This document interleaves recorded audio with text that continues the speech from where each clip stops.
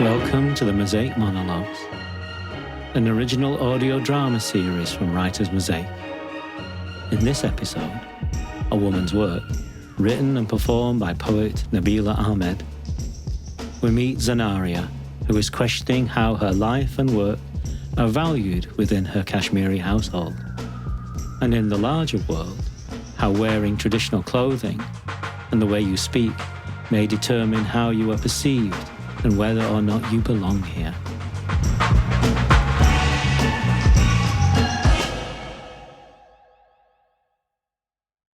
As everyone arrives for the book launch, I stand by the right side of the table full of books and the balloons to my left, as advised by the Instagram specialist children.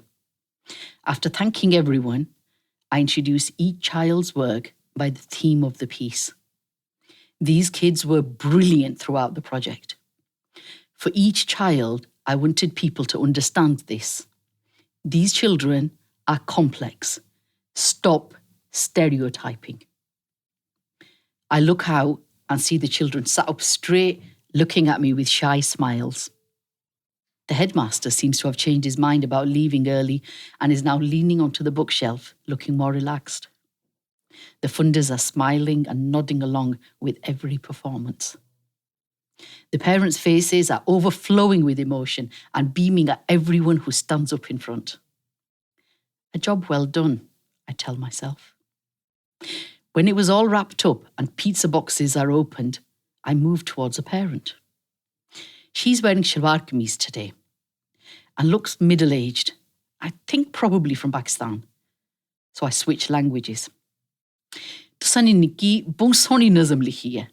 Your daughter wrote a beautiful poem. I smile at her. She looks at me with irritation. I continue to smile and say, Na sirf sochi kinni hai, par apni socha ki lafzan vich bhi bai kinni hai. Not only can she think of ideas, but can eloquently put them into words. She now looks like she's trying to control her annoyance. Then she speaks in her perfect Yorkshire accent. She hasn't slept all night. She was so excited and kept saying, Mum, it's my book launch tomorrow. I'm a writer. Don't be late. I stare at her face.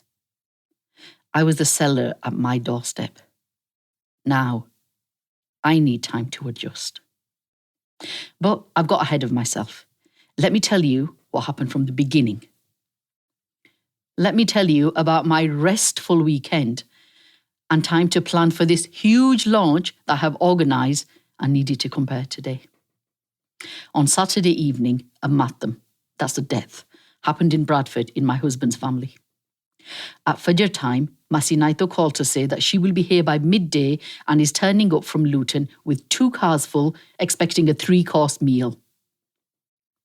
Bilal knew I have this book launch and that I needed to finalise all the preparations, including my speech, the kids' bios, a schedule for the whole thing, plus pick up the drinks, order the food, and just so many things that I had left, as I knew I could get the housework done on Saturday and had all Sunday to prepare for the event. But stupid me, how can I even think such a thing in a Kashmiri family? Only the relatives and what will people say matters in a Kashmiri family. And of course, men's work. If this was Bilal's work, everyone would have known about it. Masi Naito would have been the one steering the 2 carloads full to another relative, as poor Bilal had a huge project on and needed to work. But for Kashmiri women, don't be daft. Our salaries matter. The status we bring matters. But our workload, the pressure and stress we face, our mental health, or even physical health for that matter, is valued at 0. As long as the husband and his family are happy, and then of course our own parents and their families. I was so pissed off, I called my mum. It sometimes helps just talking to her. I told her, Mum, honestly, I get it. Mehman khuda ni rahmat honen. Guests are a blessing of God, but I promise you, if you had the amount of work I've got on, even you would question whether this was a blessing. Your generation didn't have to work outside. If you had guests over or a sudden matam, the whole family was involved. If housework wasn't done, everyone knew why. My manager wants this event to go perfectly, so it looks good for the company. My head is about to explode with all the things I need to do, whizzing around that I can't do because I'm busy stirring andinga for bloody Masi Naito. Bless you, Mum suggests I get food from catering. I told her, "Oh, you think, do you? Get something from outside? Maybe because you're a reasonable human being, Mother. I have to make the atta and make fresh roti as last time. That is the only thing I got from outside." And do you know what the cow Masi Naito said? After scoffing her face, she poured some fish into her gavi and then looked at my husband and pulled on this pitiful face and said, "Bilal, I'm hungry, Butter. I don't eat much else, just roti, and I can't eat this bazaar bought stuff. Will you please get me 3 slices of white bread so I can fill my belly with something?" I wish Bilal didn't have this sad competition with his cousins. They are all forever trying to prove whose wife is more educated, has a better salary, can cook more dishes, has the squeakiest clean house. He goes after me checking that the dusting is done properly. He never does things like that normally. But Masi Naito and her crew call and my Bilal loses his marbles. He's a different man. I said to her, "Can you imagine if I had agreed to move to Luton when he came? Jesus, Mother, you would have had to bury me within a year." Last time his cousin stood at the fireplace, swiped his fingers at the top of the mirror and went, "Doesn't your little one have allergies? You should be careful about dust." And as the rest smirked, he wiped it on a tissue whilst pulling a disgusted face and eyeing his wife. Bilal went bright red.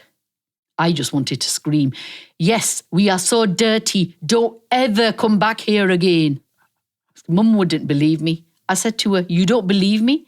If I didn't have to deal with it every time, I wouldn't believe it either." She asked, "What am I cooking then?" I said, "Poison, I wish," then apologised. I said to her, I know. Sorry, Mum. I know you raised me better. But honestly, Mum, I've got so much work on at the moment. I told you about the lurking redundancies. I really could have done without this. If anything is missing tomorrow, it will be my fault. Honestly, Mum, I'm just scared. It's so hard to get a job these days. I don't want to have to look towards Leeds. It just adds so much to the travel time each day, and I already feel like I get no time with the kids. She asked again, what am I cooking? I told her I've got the meat on for pilau on one stove, the lamb on the other, because Bilal's Masi Naito only eats lamb in curry. She can't digest mutton apparently. She asked about fish Andy, so I said no, not the fish. His bitchy cousin made fun last time saying, our Babi has one speciality. I just wish Bilal would listen to me and stop giving a toss. We hardly ever go to their houses. We hardly ever visit Luton. They come here for some matam or birth and we have to feed the ungrateful twats. I told her, I've taken out some samosa to defrost and I'll have to use up the chicken tikka pasties that the kids love. I've made some tutti frutti, though Bilal isn't happy that it's not a proper dessert and it's a Western thing. His family won't like it. I reminded him the 2 bowls came back empty when I made it 2 months ago. At this point, I don't know what took over me, and I sobbed. I'm sorry, Mum, I didn't mean to cry. I just can't believe in this day and age, people don't understand how difficult it is for women who work outside and have to do everything at home, because heaven forbid our men helped with anything, it would strip them of their manliness. I wonder if I am a man now, as I have to work outside. And these cruel people and the stupid men like my husband who put you through all of this and for what? They don't even genuinely care about him. I got so upset, I said to my mum. Honestly, some of us had the brains to run multinational companies. You lumbered us in these situations. These lot zap the energy from us with the pettiest stuff that shouldn't even matter, and we are barely surviving. Then she got upset, and I was back to apologising. In the middle of this, there was a knock at the door, so I told my mum, "There's someone at the door. I'll be back in a minute." When I came back, I told her, "You're going to laugh your head off when I tell you this. There was a white guy at the door. I'm wearing shalwar kameez today, as you know. Masi Naito is coming, and Masi Naito and her obnoxious, controlling son do not let any of their women wear goreale kapde." I opened the door and he looked at me head to toe and then started shouting with an exaggerated slowness like this. "New business. Bring fruit for you." He then pointed at a picture of fruit on a brochure in his hand. I gave him a goofy smile and followed his hand and looked at the picture of a box of fruit. "Milk. We deliver to." I again politely followed his gaze and looked at the milk bottles, smiled and nodded a "We deliver every week. Take money next week." Then he smiled brightly and asked, "You like?" I mustered up the poshest Bradford accent I could and asked, "Are these pre-selected boxes, or can we choose which veg we would like that week? And is it locally sourced?" He stared at my face, saying nothing, needing time to adjust.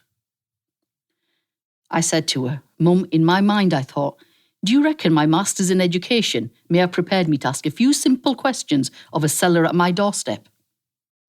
She said, "Everyone just stereotypes." I agreed. Yes, I know.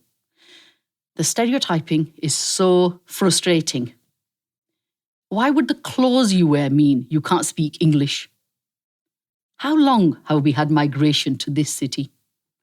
The no dogs and no Irish, the no dogs and no blacks, the smelly Jews, the Italians, the Ukrainians, the Asians, now the Eastern Europeans.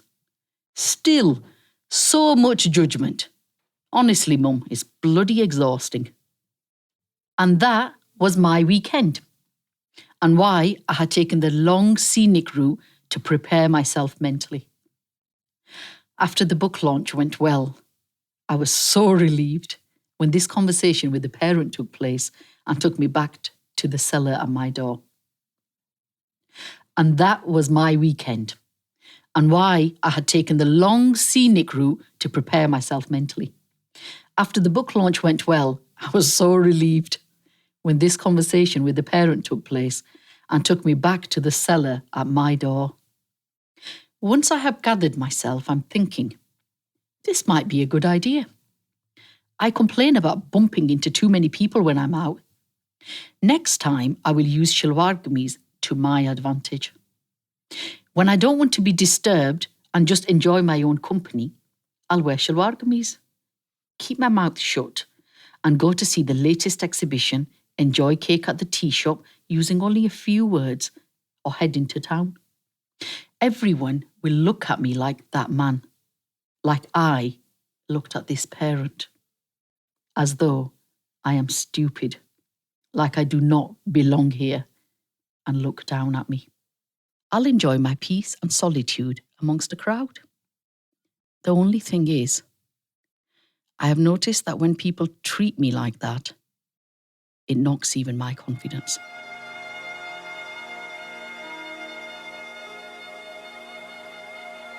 You've been listening to A Woman's Work, which was written and performed by Nabeela Ahmed. This episode was directed by Ishi Din, with executive production by John Sadiq. To hear more Mosaic monologues, head over to writersmosaic.org.uk.